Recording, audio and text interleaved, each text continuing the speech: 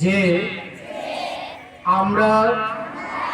অবৈতনিক প্রাথমিক ও নিম্ন বুনিয়াদী বিদ্যালয়, মাদ্রাসা ও শিশু শিক্ষা কেন্দ্র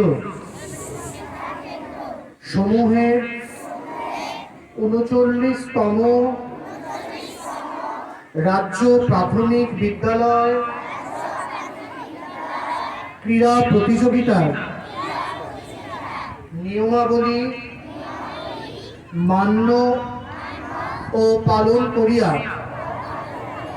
প্রকৃত খেলোয়াড় সুলভ মনোভাব লইয়া খেলার গৌরব এবং আমাদের দলের সম্মানার্থে এই প্রতিযোগিতায় অংশগ্রহণ করিব।